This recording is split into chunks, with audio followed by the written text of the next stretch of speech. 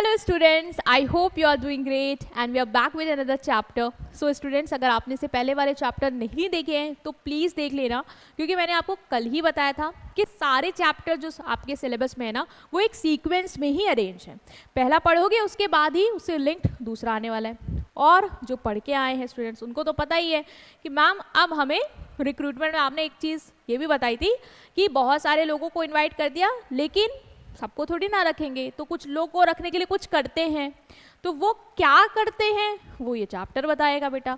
Chapter क्या बताएगा कि हम क्या करेंगे, सेलेक्ट करेंगे. खुद सोचो ना, आप कभी शॉप पे जाते हो, आपको मान लो शैम्पू लेना है, ठीक, जो वहाँ का शॉपकीपर है वो आपको बहुत सारे शैम्पू ला के दे देता है, कहता है ये देख लीजिए मैम, देख लीजिए लाइन से सब लगे हुए हैं. तो तुम क्या सब ले लेते हो? नहीं, हमको जो सबसे सही लगता है, बेस्ट लगता है, हम वही लेते हैं, वही लेके आते हैं घर, वही यूज़ करते हैं, वही करते हो ना.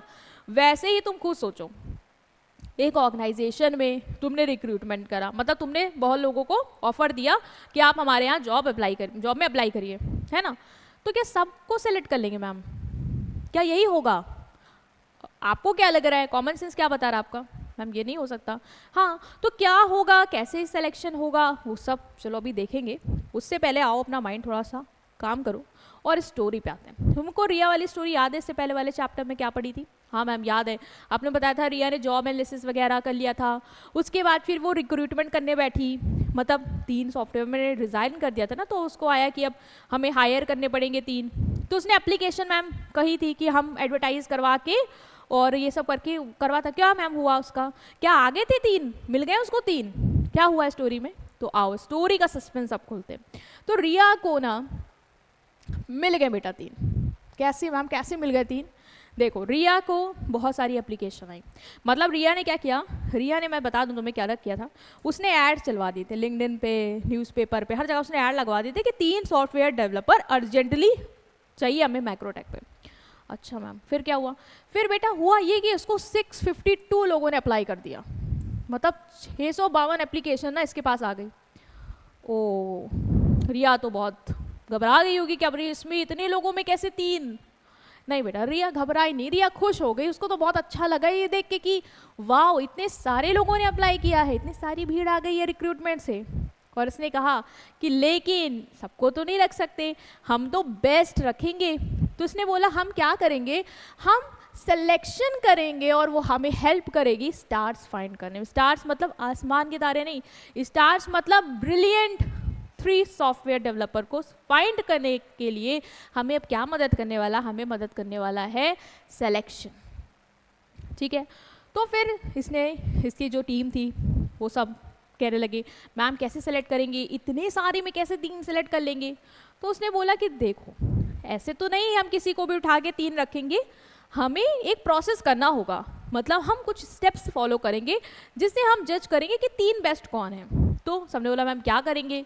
तो उसने कहा एक काम करो, टेस्ट करवा लो, देख लो टेस्ट में कौन कौन पास हो रहा है, जो फेल हो रहे हैं उन्हें हटाओ, टेस्ट करवा लो, इंटरव्यू में बैठाओ, फिर जो सेलेक्ट होते हैं टेस्ट में इंटरव्यू करते उससे भी कुछ छाट लेंगे, और फिर फाइनली ग्रुप डिस्कशन भी करवा लेते हैं यार.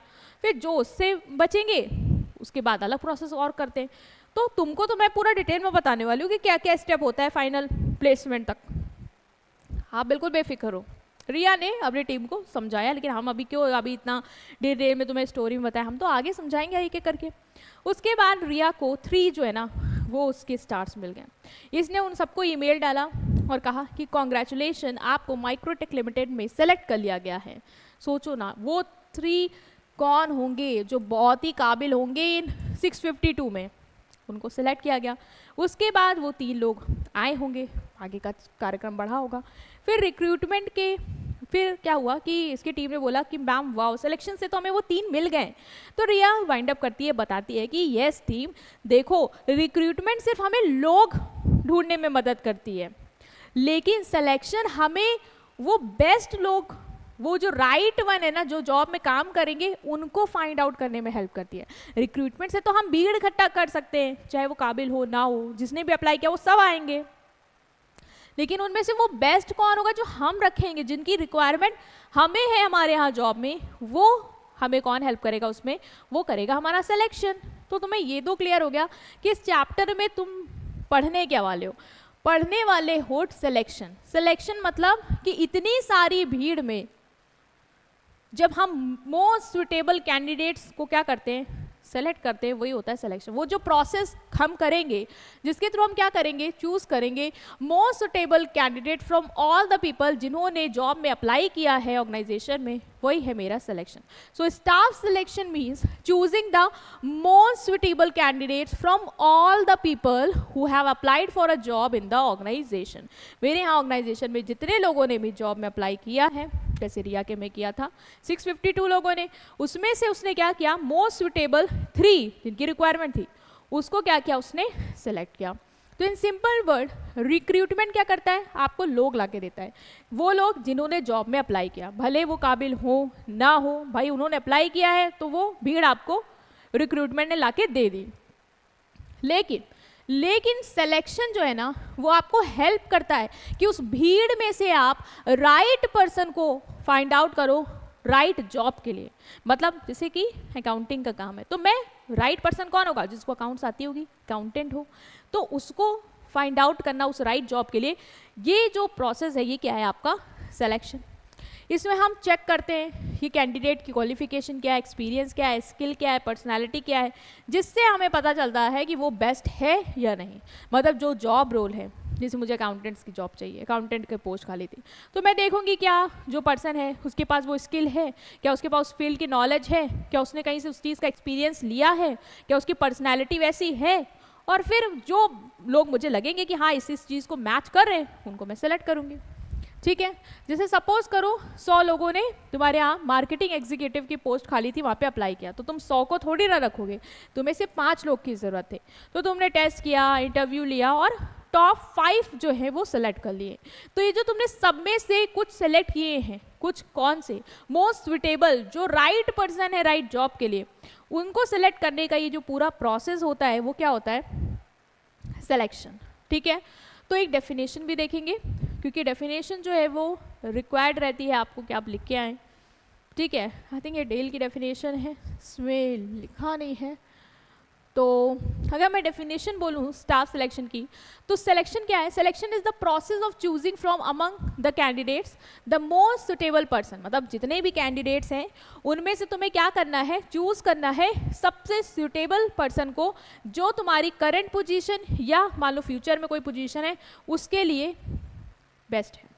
ठीक है, वो जो तुम प्रोसेस करोगे जिससे तुम जितने भी तुम्हारे पास कैंडिडेट्स हैं जो रिक्रूटमेंट के थ्रू आए हैं उनमें से जब तुम एक मोस्ट सुटेबल पर्सन जो तुम्हें चाहिए अपने करंट पोजीशन या फ्यूचर पोजीशन के लिए, जब तुम उनको चूज़ करते हो, वो जो पूरा प्रोसेस करते हो, वो चूज़ करने का मोस्ट सुटेबल पर्सन को अमंग ऑल द कैंडिडेट्स, उस प्रोसेस को हम क्या बोलते हैं, उस प्रोसेस को हम बोलते हैं सिलेक्शन।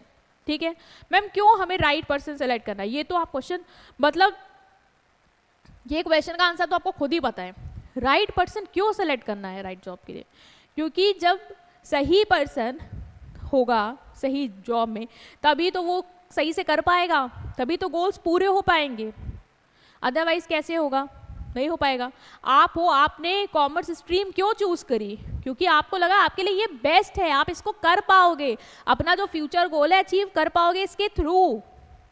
तो वैसे ही कंपनी का भी तो बहुत क्रिटिकल डिसीजन है, हमें 3 चाहिए, 3 बेस्ट चाहिए। हम अगर राइट नहीं किसी को भी रख देंगे, वो काम नहीं कर पाया, काम और बिगाड़ दिया, तो मेरा तो ना तो गोल पूरा होगा, ऊपर से मेरी कॉस्ट और बढ़ जाएगी, उसके खर्चे, उसके नुकसानों की वजह से।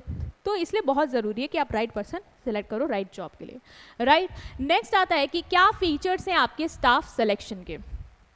देखो तुम्हें सिलेक्शन समझ में आया ना कि प्रोसेस है जिसमें से तुम मोस्ट सुटेबल कैंडिडेट चूज करते हो among all the person, among all the people जो जिन्होंने तुम्हारे यहाँ जॉब में अप्लाई किया। ठीक, नेक्स्ट आता है कि क्या फीचर्स है, क्या है मैम। देखो मैंने तुम्हें क्या बताया था डेफिनेशन में कि ये प्रोसेस है, प्रोसेस बताया था कि नहीं बताया था कि सिलेक्शन एक प्रोसेस है। प्रोसेस मतलब क्या होता है बेटा, what is process ma'am. Process मतलब स्टेप बाय स्टेप चीज़ों को करेंगे सीक्वेंस में, ऐसा, हाँ ऐसा ही होने वाला है। मतलब एक स्टेप नहीं है कि सिलेक्शन मतलब एक स्टेप, लोग आ गए बस आओ तुम बैठोगे, ऐसा नहीं करोगे। तुम क्या करोगे, प्रोसेस करोगे, मतलब स्टेप बाय स्टेप लोगों को छांटते जाओगे, छांटते जाओगे, छांटते जाओगे, एंड देन तुम्हारा बेस्ट कैंडिडेट तुम्हें मिलेगा। तो बहुत सारी स्टेजेस हैं, मतलब मतलब तुम टेस्ट लोगे, टेस्ट से जो पास होंगे उनका इंटरव्यू करोगे, इंटरव्यू से जो पास होंगे उनका बैकग्राउंड चेक कराओगे, उससे जो पास होंगे फिर तुम्हें पता चलेगा हाँ ये राइट फिट है ना। अभी कौन कौन से स्टेप मैं तुम्हें एक एक करके बताऊंगी, तो मतलब वो सब स्टेप से गुजरने के बाद ही तुम्हें बेस्ट मिलेगा। एक बेस्ट सेलेक्ट करने के लिए ना बहुत तीम जाम करना पड़ता है, अदरवाइज तुम किसी को भी रख लो, लेकिन अगर तुम्हें सबसे अच्छा पर्सन चाहिए ना तो आपको मेहनत करनी पड़ेगी, उसको ढूंढना पड़ेगा, उसके लिए लगना पड़ेगा, तभी हो पाएगा। जैसे कि आप खाना बनाते हो तो खाना ऐसे ही बन जाता है कि सब्जी कढ़ाई में डाली और निकाल ली, हो गया खत्म, नहीं ना। वॉश करते हो, कट करते हो, कुक करते हो, पूरे प्रोसेस के थ्रू जाते तभी तो तुम्हें वो फाइनल डिश मिलती है बेस्ट। तो इसीलिए सिलेक्शन में भी तुम स्टेप बाय स्टेप चीज़ें करोगे, ठीक। Next is it is negative process. Negative process मतलब क्या मैम? सिलेक्शन क्या नेगेटिव है? मतलब वो गुस्से में रहता है। रिक्रूटमेंट को आपने बोला था पॉजिटिव है, मैंने क्यों बोला था पॉजिटिव बताओ जरा? क्योंकि रिक्रूटमेंट में हम किसी को रिजेक्ट नहीं करते, वहाँ बताया था ना कि रिक्रूटमेंट में हम किसी को रिजेक्ट नहीं करते हैं, हम सबको बोलते हैं आओ हमारे यहाँ अप्लाई करो, है ना। सबको वो जॉब दिखती है, अभी तुम भी जाओ लिंक्डइन में, तुमने भी देखा, तुम भी वहाँ फॉर्म भर के अप्लाई कर दो जाके, तुमको भी अप्लाई करने का मौका दिया, ऐसा नहीं मैंने तुम्हें रिजेक्ट कर रखा हो, नहीं ना, वहाँ किसी को रिजेक्ट नहीं करते। लेकिन सिलेक्शन में हम क्या करें बेटा, हर स्टेज में लोग छाट रहे हैं। प्रीलिमिनरी स्क्रीनिंग हुई, जो अनसुटेबल से उनको पहले छाटा, उसके बाद मैंने जिसे टेस्ट लिया जो फेल हुए उनको छाटा, इंटरव्यू हुआ जो मुझे नहीं समझ में आया उनको छाटा, मतलब मैं हर स्टेज पे क्या कर रही हूँ, लोगों को निकाल रही हूँ, रिजेक्ट कर रही हूँ। तो ये नेगेटिव है कि नहीं है, तुम बताओ? ऑफ कोर्स है। तो सिलेक्शन में क्या होता है, जो अनसुटेबल कैंडिडेट्स होते हैं उनको रिजेक्ट करते हैं, क्यों? ताकि बेस्ट वन मिल पाए। जब सब अनसुटेबल हटाओगे तभी तो सुटेबल कैंडिडेट तक पहुंच पाओगे। तो इसमें तुम रिजेक्ट कर रहे हो, और रिजेक्ट मतलब क्या, नेगेटिव। तो नेगेटिव प्रोसेस है। जैसे 100 एप्लीकेंट्स ने तुम्हारे यहाँ अप्लाई किया लेकिन तुमने सिर्फ 5 को ही सेलेक्ट किया, तो इसका मतलब 95 को तो रिजेक्ट किया, इसीलिए कहते हैं ये नेगेटिव है, क्योंकि हम यहाँ पे रिजेक्शन करते हैं। Next is it come after recruitment.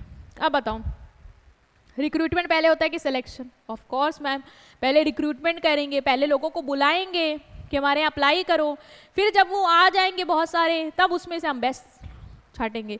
तो ऑफ कोर्स मैम पहले रिक्रूटमेंट देन सिलेक्शन, तो इसमें तो कोई डाउट ही नहीं हमें, ठीक है, ये क्लियर होगा। रिक्रूटमेंट मतलब लोगों को इनवाइट करना कि आपके यहाँ अप्लाई करें, एंड सिलेक्शन मतलब चूज करना जो आपके लिए बेस्ट है। Next is matching job with candidates. अच्छा ये बताओ, मैंने तुम्हें क्या बोला था सिलेक्शन में? मैंने बोला था कि राइट पर्सन सेलेक्ट करते हैं, है ना, राइट पर्सन सेलेक्ट करते हैं राइट जॉब के लिए, करते हैं कि नहीं करते हैं? तो मैच करते हो जॉब को कैंडिडेट के साथ, कि जो जॉब है क्या जो उस कैंडिडेट को सेलेक्ट कर रहा हूँ क्या वो उसके लिए सही है, या जो कैंडिडेट है जिसको मैं वो काम दे रहा हूँ क्या वो उसके लिए बना है। तो मेरा काम है सिलेक्शन में कि राइट पर्सन को राइट जॉब पे रखूँ। वो अकाउंट्स का धुरंधर है, मुझे अकाउंटेंट चाहिए, मैं उसको वहाँ पे रखूँगी because he is the right person for this right job, right. So selection में क्या होता है बेटा, जॉब को मैच करते हैं कैंडिडेट्स के साथ। जैसे मुझे मार्केटिंग के लिए चाहिए कोई, तो मेरे लिए बेस्ट पर्सन कौन होगा, जो क्रिएटिव होगा। और क्रिएटिव पर्सन के लिए अच्छी जॉब क्या होगी, जहाँ पे वो अपने नॉलेज को, इनोवेशन को, आइडियाज़ को यूज़ कर पाए, मतलब मार्केटिंग, जहाँ पे वो अपना कुछ नया लेके आए, तो उसके लिए क्या है, वो जॉब सही है, और इस जॉब के लिए वो सही है, ठीक। पर्पस क्या है, क्यों सिलेक्शन कर रहे हो? मैंने बताया था कि पर्पस यही है कि ताकि तुम राइट पर्सन को राइट जॉब पे रख पाओ, क्योंकि जब वो राइट पर्सन राइट जॉब पे होगा ना तो वो अपने काम को स्मूथली अच्छे से करेगा, और जब अच्छे से काम करेगा, प्रोडक्टिव रहेगा, कंपनी के गोल्स को पूरा करेगा, तो कंपनी की ग्रोथ होगी, कंपनी को प्रॉफिट होगा, तो ओवरऑल ऑब्जेक्टिव क्या होगा, कंपनी का पूरा होगा। तो हम अगर राइट पर्सन नहीं लाएंगे ना, तो जिसको भी तुम ले आए हो, नौसिखिया कोई ले आए हो, पहले तो घंटे पर उसको तुम सिखाओ बैठ के रोज, हैं, और वो नुकसान भी करेगा सीखने में, कभी मशीन तोड़ेगा, कभी कुछ एरर कर देगा, तुम फिर उसमें खर्चा लगा के फिक्स भी कराने बैठ जाओ, तो क्या फ़ायदा ऐसे लोग को लाने का? कोई फ़ायदा नहीं है मैम, गोल पूरे होने की जगह और अधूरे रह जाएंगे। तो मेन गोल सिलेक्शन का बेटा यही है कि राइट टाइप ऑफ पीपल को लाओ ताकि वो अपने जॉब को एफिशिएंटली अच्छे से कर पाए, ठीक है, प्रोडक्टिविटी के साथ कर पाएँ, और ऑर्गेनाइजेशन में लंबे समय तक बने रहे। ऐसा ना हो कि हम उनको नुकसान के बाद कहें कि भैया आप जाइए, हम कहीं और नया पर्सन लाएंगे, हम फिर से शुरू करते हैं रामगाथा, फिर से कराते हैं रिक्रूटमेंट, फिर हम लगाते हैं पैसा, वो नहीं करना है, ठीक है। नेक्स्ट आता है कि आपका रिक्रूटमेंट और सिलेक्शन में क्या डिफरेंस है। तो रिक्रूटमेंट पढ़ के आए हो, सिलेक्शन अभी पढ़ रहे हैं, तो मैम डिफरेंस तो हम बहुत अच्छे से जानते हैं। अच्छा मीनिंग बताओ, मीनिंग क्या है। रिक्रूटमेंट में हम सर्च करते हैं एम्प्लॉयज़ को और उनको इनकरेज करते हैं कि हमारे यहाँ जॉब में अप्लाई करें। Yes, searching for prospective employees and encouraging them to apply for the job. मैंने जॉब डिस्क्रिप्शन, स्पेसिफिकेशन सब निकाल रखी है अपनी पोस्टिंग में कि भाई ये जॉब है, इसमें ये काम करना है, ये सैलरी है, ये पैकेज, थोड़ा सैलरी वाली बताएंगे ना, वो इनकरेज हो जाए, हाँ भाई पैकेज बढ़िया मिला, चलो अप्लाई करते हैं, है ना। ये सैलरी है, ये स्किल चाहिए, सब मैंने बता के रखा है आपको। तो जो एम्प्लॉई को लगेगा, मतलब जो पर्सन को लगेगा कि ये क्राइटेरिया फिट करता है, वो हमारे यहाँ क्या कर देगा, अप्लाई कर देगा। ये किसका काम है, रिक्रूटमेंट का। सिलेक्शन क्या करता है, अप्लाई हो गए, लोग आ गए, तो अब क्या करेंगे, हम सबको थोड़ी ना रखेंगे, हम सेलेक्ट करेंगे, मतलब चूज करेंगे मोस्ट सुटेबल कैंडिडेट को, जिसके पास नेसेसरी स्किल, क्वालिफिकेशन, एक्सपीरियंस जो हम चाहते हैं वो अवेलेबल है, ठीक। Next is nature. नेचर की बात करें तो आपको पता है कि रिक्रूटमेंट पॉजिटिव प्रोसेस है, क्योंकि हम यहाँ पे किसी को रिजेक्ट नहीं करते, बल्कि हम सबको अट्रैक्ट करते हैं कि आप जितने ज़्यादा से ज़्यादा लोग हैं वो अप्लाई कर दें। लेकिन सिलेक्शन में हम कहते हैं नेगेटिव है, क्योंकि जो अनसुटेबल कैंडिडेट है उसको तो भाई हम रिजेक्ट करेंगे ताकि हम बेस्ट वन सेलेक्ट कर पाए, राइट। अगर हम एम की बात करें तो रिक्रूटमेंट का क्या बेटा गोल है, इसका गोल है कि लार्ज पूल क्रिएट कर पाए कैंडिडेट्स का सिलेक्शन के लिए, तुम्हें भर भर के लोग ला के दे दे कि ये लो, इसमें से जो सही लगे सेलेक्ट कर लो, ये काम है रिक्रूटमेंट का। सिलेक्शन का क्या है, to identify and select the best candidate from the pool. अब पूल से तुम सबको थोड़ी ना अपने यहाँ जॉब में रखोगे, तुम्हें 3 लोग चाहिए, तो उस पूल में से जो तुम्हें 3 बेस्ट सुटेबल लगते हैं उनको सेलेक्ट कर लो, उसके लिए प्रोसेस कर लो, ये है एम सिलेक्शन का। प्रोसेस की बात करें तो रिक्रूटमेंट सिंपल प्रोसेस है, कोई तीम झाम नहीं है। एड्स लगाया, एप्लीकेशन इनवाइट करी, लोगों ने अप्लाई किया, दैट्स इट। लेकिन सिलेक्शन कॉम्प्लेक्स है, क्यों मैम, बहुत सारी चीज़ें करनी पड़ती है बेटा। इतने सारे लोग आए हैं, कैसे 3 सेलेक्ट करोगे, अरे टेस्ट लो, इंटरव्यू लो, जीडी कराओ, मेडिकल चेकअप कराओ, रेफरेंस कॉलिंग करो, फिर जो तुमको लगता है सब कुछ सही कर रहा है ना, सब में बढ़िया फिट हो रहा है, फिर उसको सेलेक्ट कर लो। तो बहुत तीम झाम करोगे, कॉम्प्लेक्स है, ऐसे नहीं फाइनल डिसीजन तक पहुंच जाओगे, ठीक। नंबर ऑफ कैंडिडेट्स की बात करें तो रिक्रूटमेंट में कोई रिस्ट्रिक्शन नहीं है कि कितने लोग अप्लाई कर सकते हैं, ये ज़्यादा से ज़्यादा लोगों को इनकरेज करता है कि आप अप्लाई करें। कभी भी आप जॉब एप्लीकेशन आती है कहीं पोस्टिंग वगैरह, कोई लिमिट नहीं होती कि बस 100 लोगों के लिए ओपन है, नहीं, उनको है कि जितने ज़्यादा लोग कर दें, हो सकता 100 के बाद वाला जो अप्लाई करा वही सेलेक्ट होने वाला लायक हो, ठीक। लेकिन सिलेक्शन में तुम्हारे यहाँ लिमिटेड नंबर लोग ही फाइनली सेलेक्ट होते हैं, भाई जितने लोग की ज़रूरत है उनको ही सिलेक्ट करोगे ना कि अनलिमिटेड में चले जाओगे, नहीं मैम। स्टेज की बात करें तो रिक्रूटमेंट सिलेक्शन से पहले आता है, ये तो आपको भी पता है, हाँ मैम, पहले रिक्रूटमेंट होगा फिर सिलेक्शन होगा, तो सिलेक्शन से क्या आ रहा है, पहले आ रहा है कि नहीं आ रहा, ठीक है। सिलेक्शन क्या होता है, रिक्रूटमेंट के बाद आता है। कॉन्ट्रैक्ट ऑफ सर्विस, अच्छा ये बताओ, जब तुम रिक्रूटमेंट कर रहे होते हो तो क्या तुम जिस पर्सन जो भी हैं जो अप्लाई कर रहे हैं उनके साथ कॉन्ट्रैक्ट साइन वाइन कर लेते हो क्या, नहीं मैम, ऐसा तो कुछ नहीं होता है। लेकिन जब तुम सिलेक्शन करके फाइनल जब सेलेक्ट कर लेते हो कैंडिडेट उसको जॉब में रखने के लिए, तो क्या उसके साथ कोई कॉन्ट्रैक्ट साइन करते हो कि नहीं, हाँ मैम, उसके साथ तो करना पड़ेगा ना, वो हमारे यहाँ एज अ एम्प्लॉय आ रहा है, मैं एम्प्लॉयर हूँ, मैं कॉन्ट्रैक्ट तो साइन करूंगा कि भाई तुम्हारी पोस्ट ये है, तुम्हारी सैलरी ये है, दिन आना है, ये टाइम है, ये वो, हाँ कॉन्ट्रैक्ट साइन होगा मैम, होगा ना। तो यहाँ पे होगा, यहाँ पे होगा क्या, नहीं। तो नो कॉन्ट्रैक्ट ऑफ सर्विस, कोई सर्विस में तुम्हें जॉब में थोड़ी ना लग दिया कि तुम्हारे साथ हम कॉन्ट्रैक्ट करने बैठेंगे, लेकिन यहाँ पे होगा formal contract. Next is other, other मतलब रिक्रूटमेंट एंड होता है जब एप्लीकेशन मिल जाती है, एक बार एप्लीकेशन आ गई, प्रोसेस खत्म, अब रिक्रूटमेंट खत्म, अब क्या होगा, सिलेक्शन। सिलेक्शन स्टार्ट होता है जहाँ पे रिक्रूटमेंट अंत होता है, मतलब इसका अंत इसका क्या है, आरंभ है। रिक्रूटमेंट का अंत हुआ, सिलेक्शन का आरंभ हुआ। समझ गए आपकी क्या डिफरेंस है। डिफरेंस बेटा बहुत इजी है, मीनिंग के बेसिस पे करना, नेचर के बेसिस पे करना कि पॉजिटिव है कि नेगेटिव है, ठीक है। गोल मतलब ऑब्जेक्टिव या क्यों कर रहे हैं हम, प्रोसेस सिंपल है कॉम्प्लेक्स है, ठीक है। इसके अलावा कैंडिडेट्स का नंबर देखें तो भाई कोई रिस्ट्रिक्शन नहीं है, यहाँ पे लिमिटेड नंबर ही सिलेक्ट होगा। स्टेज की बात करें तो रिक्रूटमेंट सिलेक्शन से पहले आता है और सिलेक्शन रिक्रूटमेंट के बाद। कॉन्ट्रैक्ट ऑफ सर्विस की बात करें तो यहाँ कोई कॉन्ट्रैक्ट नहीं होगा लेकिन वहाँ होगा। अदर की बात करें तो रिक्रूटमेंट जहाँ खत्म वहाँ से सिलेक्शन शुरू। क्लियर? ओके। नेक्स्ट मैम ये बताइए, आप कह रही थी कि सेलेक्ट करना है, सेलेक्ट करना है, सेलेक्ट करना है, प्रोसेस है, स्टेजेस है, ये वो। अब ये बताइए कि कौन कौन से स्टेप्स के थ्रू हमें पता चलेगा कि बेस्ट कैंडिडेट कौन सा है? क्योंकि रिया ने क्या किया बताइए, तो रिया ने करा कैसे, पता चला उसको 652 में वो 3 ये हैं। तो देखो उसने ना स्टेप्स करे हैं, चलो तुम्हें बताते हैं उसने क्या क्या किया। पहले ना उसने प्रीलिमिनरी स्क्रीनिंग कर डाली। प्रीलिमिनरी स्क्रीनिंग मतलब क्या मैम? मतलब प्रीलिमिनरी मतलब स्टार्टिंग में स्क्रीनिंग छटाई करी है। कैसे करी है मैम? देखो उसने क्या किया, पहले फिल्टर किया। सिलेक्शन प्रोसेस का जो पहला स्टेप होता है ना बेटा, वो होता है फिल्टर करना। मतलब यहाँ पे कंपनी चेक करेगी कि क्या कैंडिडेट बेसिक और मिनिमम क्वालिफिकेशन फुलफिल करते हैं कि नहीं करते। जॉब आई थी बीकॉम के लिए, जॉब आई थी और आप साइंस के थे, कहीं से भी उसने एलिजिबिलिटी क्राइटेरिया में ये मेंशन नहीं किया था कि साइंस वाले करेंगे, लेकिन आपने सोचा अरे क्या जाता है, चलो फॉर्म ही तो भरना है, लो भर देते हैं, हो सकता है तुक्का भिड़ जाए, आपने भर दिया। तो जब मैं आप फॉर्म लेके बैठूंगी ना, आपके जैसे बहुत होंगे, फॉर्म लेके बैठूंगी ना, तो मैं देखूंगी क्या भाई क्वालिफिकेशन को मतलब मैच करने वाले ने भरा है कि सब भर के गए हैं। तो मैं देखा नहीं नहीं अरे ये तो बहुत गड़बड़ चली, कुछ तो ऐसे ही भर के गए। 652 में रिया ने देखा कि 200 लोग तो क्वालिफिकेशन को सेटिस्फाई नहीं करते हैं। ग्रेजुएशन चाहिए था, ग्रेजुएशन है ही नहीं, 12th पास आउट है, 9th पास आउट है, अप्लाई करके चले गए हैं। मैं क्या करूँगी, मैं उनको स्क्रीन आउट करूँगी, मतलब उनको तो बिल्कुल ही रिजेक्ट करो, कहीं से भी उनका आगे भेजने का मतलब नहीं है, उन पर क्यों पैसा खर्च करना। हम क्या करेंगे, प्रीलिमिनरी स्क्रीन करेंगे।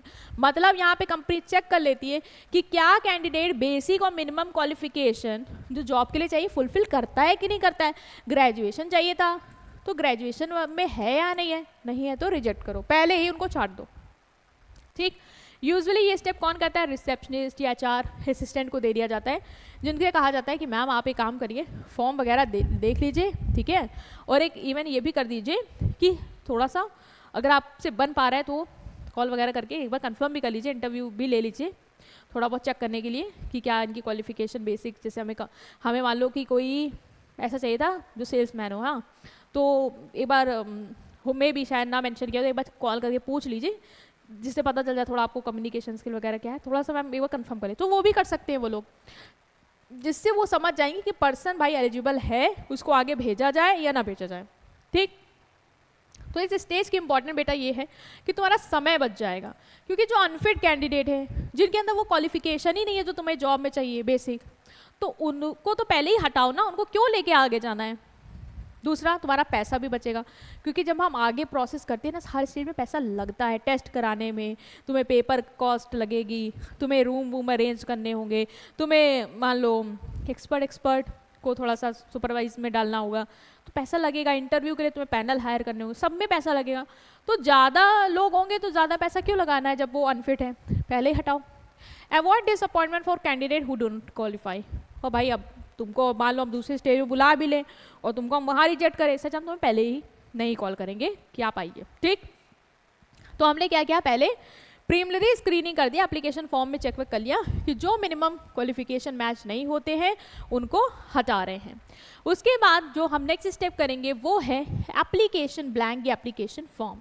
एक बार वो कैंडिडेट्स, अब जैसे 200 तो मैंने छाट दिए, 652 में 200 तो मैंने माइनस कर ही दिए क्योंकि वो बेसिक क्वालिफिकेशन पूरी करते नहीं थे। अब कितने रिया के पास बचे, 452। अब लोग बोले मैम अब क्या, अब ये 452 तो मिनिमम क्वालिफिकेशन पूरी कर रहे हैं ना, अभी इसमें क्या करें। तो उसने बोला सुनो, अब ना उनसे एप्लीकेशन फॉर्म भरवा लो। एक बार कैंडिडेट्स जो हैं जिन्होंने ये पास करा है स्क्रीनिंग, उनसे कहा जाता है कि सर मैम आप एप्लीकेशन फॉर्म भर दीजिए और अपना बायोडेटा CV के साथ सबमिट कर दीजिए इस फॉर्म को।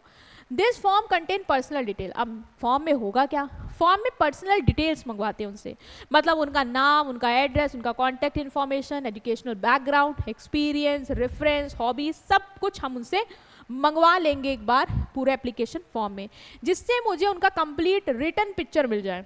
कि अच्छा ये हैं, इन्होंने ये किया है, इनकी ये हॉबीज़ हैं, ये रेफरेंस है। क्योंकि जब तुम फॉर्म भरते हो ना उसमें इतना कुछ नहीं पूछता तुमसे, तीन जाम एड्रेस ये वो, रेयरली, ठीक है, क्वालिफिकेशन बेसिक है वो पूछ लेगा, लेकिन इतना डिटेल में हॉबी ये सब नहीं पूछता है। लेकिन जब एप्लीकेशन फॉर्म में अब हम क्या करेंगे, एक बार उससे क्लियर कट, हो सकता है उस टाइम से कुछ गलत लिख दिया हो, क्लियर कट अब हम उससे पूरी डिटेल मंगवा लेंगे कि अपना नाम, अपना एड्रेस, अपनी क्वालिफिकेशन, अपनी हॉबी, रेफरेंस वगैरह, कहाँ काम किया, एक्सपीरियंस क्या रहा, सब कुछ हमें क्या कर दो, दे दो, हमें बता दो, रिटर्न में हमें प्रोवाइड करा दो।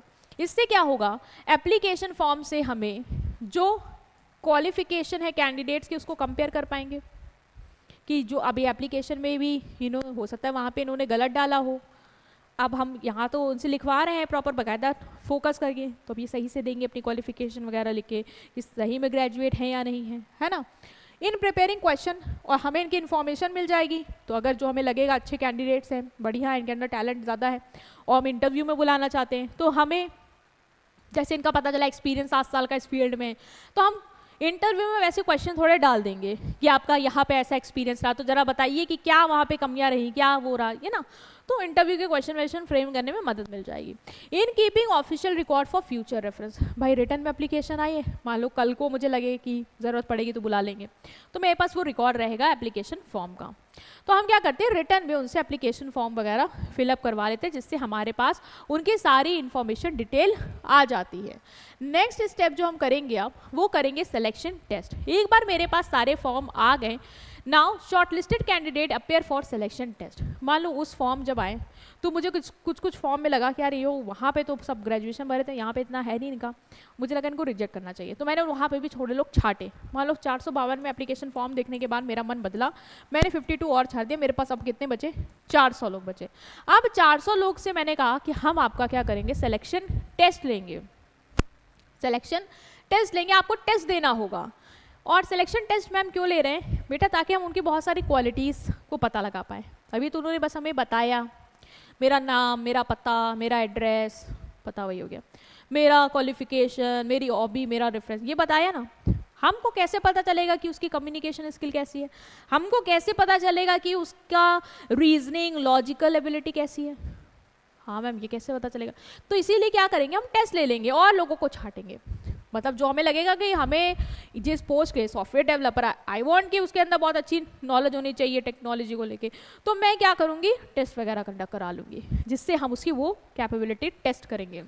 बेसिकली इवैल्यूएट करता है ये क्वालिटीज़, जैसे कि उसका इंटेलिजेंस, उसका एप्टीट्यूड, उसकी स्किल और उसकी पर्सनैलिटी बेस्ड टेस्ट होते हैं, जिससे हम पर्सनैलिटी जज करते हैं, इंट्रोवर्ट है, एक्सट्रोवर्ट है, क्या है इसका नेचर वगैरह। और इसके अलावा हम मतलब दिमाग वाले टेस्ट, दैट इज़ क्या, logical test, reasoning ability check कर लेते हैं, है ना। इसके अलावा हम इमोशनल इंटेलिजेंस चेक करना चाहते हैं।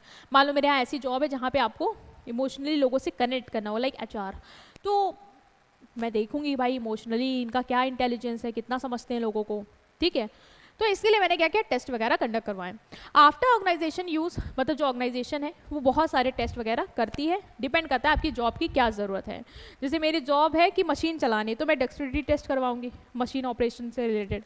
अगर मेरी जॉब है कि आपको सेल्स पर्सन मुझे सेलेक्ट करना है, तो मैं पर्सनैलिटी टेस्ट, कम्युनिकेशन स्किल वगैरह टेस्ट हो जाए, एटीट्यूड टेस्ट, एप्टीट्यूड टेस्ट सब करवा लूँगी उसका, ठीक है।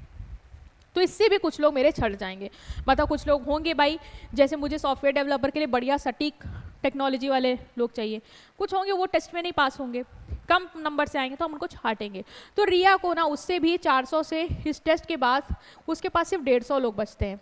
क्यों मैम, बहुत लोग छट गए बेटा, बहुत लोग के पास नहीं था उतना अच्छा नॉलेज, जो बेस्ट इसने सेलेक्ट किया ना वो 150 सेलेक्ट कर पाई, ठीक है, ओके। इसलिए इंपॉर्टेंट सिलेक्शन टेस्ट की, सबसे पहले तुम्हें तो कैंडिडेट का रियल टाइम इंप्रेशन मिल जाता है, तो टेस्ट वेस्ट कराओगे तो समझ में आ जाएगी कि कैंडिडेट कैसा है।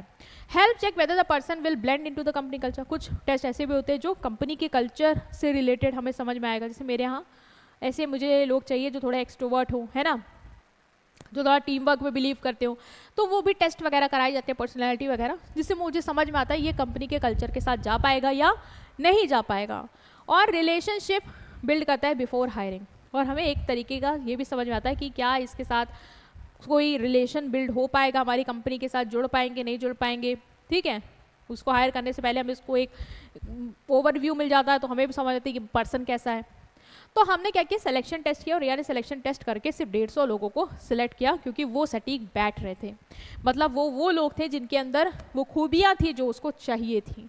उसके बाद उसने क्या किया, उसके बाद उसने जीडी बैठवाया। भाई 150 में भी 3 ही चाहिए, तो इसने कहा कि देखो हमें इंडिविजुअल लेवल पे समझ में आया कि इसकी पर्सनैलिटी ये है, इनका एटीट्यूड ये है, एप्टीट्यूड ये है, मतलब नए काम में अच्छे से ढल जाएंगे, और बढ़िया रीजनिंग, लॉजिकल, इमोशनल, सब कुछ मैंने टेस्ट कर लिया। उसमें से मैंने 150 बेस्ट सेलेक्ट किए कि जिनके अंदर ये सब अच्छा है। अभी भी हम सबको नहीं करेंगे, अभी हमने कहा कि इंडिविजुअल लेवल पे तो चलो ये टॉप पे हैं, लेकिन क्या ग्रुप में काम कर पाएंगे, क्या टीम में हमारे यहाँ जब टास्क मिलेंगे, प्रोजेक्ट मिलेंगे, तब ये क्या कर पाएंगे? ऐसा तो नहीं है कि लड़ने भिड़ने लग जाएंगे। तो सबने बोला हाँ यार अब तो ये भी टेस्ट कर लेना चाहिए। मैंने कहा जीडी कराओ, ग्रुप डिस्कशन कराओ इनका, टीम में देखो कैसे काम करते हैं। 8-10 लोगों का ग्रुप बना के कॉमन टॉपिक मैंने दिया, ठीक है। इन जीडी क्या होता है, 8 से 10 लोगों का ग्रुप बनाते हैं, उनको कॉमन टॉपिक देते हैं, और सामने सामने सब बैठे रहते हैं, कॉमन टॉपिक देते हैं, एक वैल्यूएटर होता है, देख रहा होता है सब कैसे डिस्कस कर रहे हैं, और उसके बाद जो एम्प्लॉयर है वो असेस करता है कि भाई क्या लीडरशिप क्वालिटी है, कोई लीड कर पा रहा है, नहीं कर पा रहा है, टीम वर्क कितना है, कॉन्फिडेंस, जब साथ में बैठो तो देखिए तुम्हारा कितना कॉन्फिडेंस है कि सब में बैठ के भी तुम अपने पॉइंट्स को रख पा रहे हो पोलाइटली, है ना, तुम्हारी क्या लीडरशिप स्किल है, तुम लीड कर पा रहे हो डिस्कशन को कि नहीं, कम्युनिकेट कर पा रहे हो, नहीं कर पा रहे हो। तो मैं वो चेक करना चाहूँगी कि 150 में ये टैलेंट किसके पास है, ठीक है। तो इससे मुझे ये पता चलेगा कि लीडरशिप और कॉपरेशन स्किल कैसी है लोगों में। इस टेस्ट से मुझे उनका कॉन्फिडेंस और उनके सोचने का तरीका कैसा है वो समझ में आएगा, और मुझे ऐसे लोग भी मिल पाएंगे जो टीम में काम करने के लायक होंगे। तो मैंने देखा जब ये टेस्ट होने लगा ना, ग्रुप डिस्कशन होने लगा, तो 2-3 लोग मैक्सिमम हर जीडी में लड़ भिड़ रहे थे, अरे तुम मत बताओ, हम बताएंगे, ऐसे नहीं होता, ऐसे। मुझे समझ में आ गया भाई ये नहीं कर पाएंगे, ये टीम में काम करने लायक नहीं, कॉपरेट ऑपरेट नहीं कर पाएंगे। पर्सनालिटी अच्छी है, माइंड अच्छा है, सब अच्छा है, टीम में ही तुम काम करने लायक नहीं हो, तो फिर हम क्या, तुम्हारे अंदर इतना एटीट्यूड, हमको ये फिर अपने टीम में नहीं चाहिए, कंपनी के कल्चर में हमें ये नहीं चाहिए। हमने क्या किया, यहाँ से भी लोग छाटे। रिया ने 150 में से अब रिया के पास बस 50 लोग बचे, क्योंकि यहाँ पे भी लोगों में टीम वर्क सिर्फ 50 लोगों में दिखा जो अच्छे से कर रहे थे कॉपरेट वगैरह, ठीक। अब मैम रिया क्या करेगी, आप बेटा उसको अभी भी 50 थोड़ी ना रखेगी, सिर्फ 3 चाहिए ना, तो मेडिकल और फिजिकल एग्जामिनेशन करवाएगी नेक्स्ट स्टेज में। मतलब ये देखेगी सिलेक्शन करने से पहले कि क्या कैंडिडेट की हेल्थ है, क्या वो फिजिकली और मेंटली फिट है जॉब के लिए, क्योंकि मेरा टास्क है सिटिंग जॉब है, 8 से 10 घंटे सॉफ्टवेयर पे लगना पड़ेगा, मेंटली बहुत प्रेशर भी आ सकता है, फिजिकली बैठना पड़ेगा, तो क्या आप कैपेबल हो या नहीं, वो 50 लोग क्या मेंटली और फिजिकली फिट है या नहीं। तो मैं क्या करूँगी, टेस्ट वगैरह करवाऊंगी, कंपनी के डॉक्टर होते हैं, ऑथराइज मेडिकल सेंटर होते हैं, वहाँ पे भेज के उनका टेस्ट वगैरह करवाया जाता है। इसके क्या फ़ायदे हैं मैम, इससे बेटा तुम्हें पता चल जाएगा कि कैंडिडेट ड्यूटी कर पाएगा कि नहीं कर पाएगा बिना किसी हेल्थ इश्यूज़ के। मान लो उसको बैठने में दिक्कत आती है तो बैठ ही नहीं पाएगा, वो तो कर ही नहीं पाएगा फिर, ठीक है। मान लो उसको माइग्रेन है, अरे इतने टाइम तक स्क्रीन पे बैठना हो तो उसका तो सर दर्द हो जाएगा। मान लो उसको और कोई बीमारी है, तो हमें लगेगा कि नहीं ये बहुत एक्टिव काम है, मान लो सेल्स का काम है, उसको दिक्कत होती है ज़्यादा चलने में, सांस फूलने लगती है, फिर हमने लगा कि यार सही है, कोऑपरेटिव है, सब कुछ इसके अंदर अच्छा, लेकिन जो चीज़ का काम है वो ये नहीं कर पाएगा सही से, इसको हेल्थ इश्यू आएंगे, तो मैं क्या करूँगी, ऑफकोर्स रिजेक्ट करूँगी।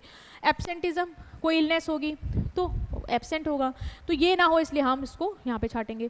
दूसरा, हेल्प करता है ये टेस्ट ऑर्गेनाइजेशन को कि वो एक ऐसा वर्कफोर्स बनाए जो लोग मेंटली और फिजिकली हेल्दी हो, उन लोगों का टीम बनाए, उन लोगों का ऑर्गेनाइजेशन में रखे, ठीक।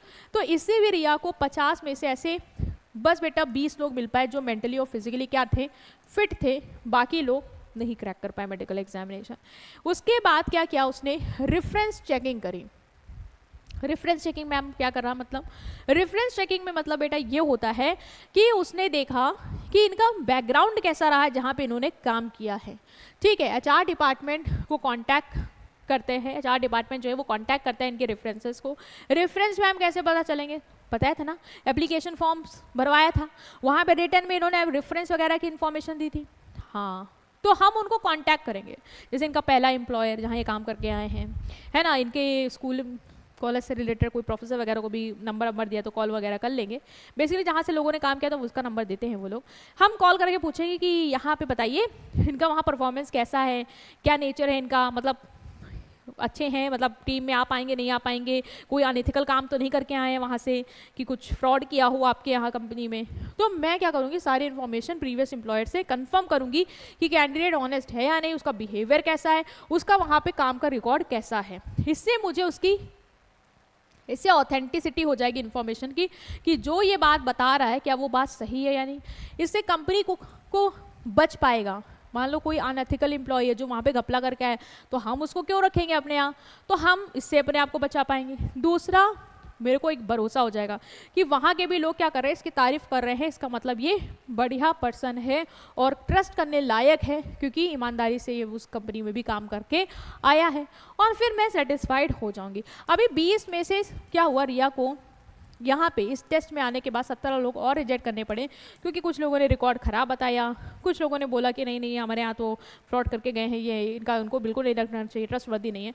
तो रिया के पास सिर्फ 3 टॉप सॉफ्टवेयर डेवलपर निकल के आ गए जो बेस्ट थे, जो रिया को लगा यस दे आर बेस्ट। अब रिया क्या करेगी, उनको फाइनल अप्रूवल दे देगी। मतलब वो कैंडिडेट जिन्होंने सारे टेस्ट, सारे वेरिफिकेशन सब क्लियर कर लिए फ्लाइंग कलर्स के साथ, अब मैनेजमेंट उनको अप्रूवल देगी कि यस यू कैन ज्वाइन। मतलब उसको अपॉइंटमेंट लेटर देगी, उनको जॉब टाइटल बताएगी, आपकी पोस्ट ये है, आपकी सैलरी ये है, इस तारीख से आप ज्वाइन करिए, हमारे टर्म्स एंड कंडीशन ये है, ये सब बता देगी और फाइनल अप्रूवल दे देगी।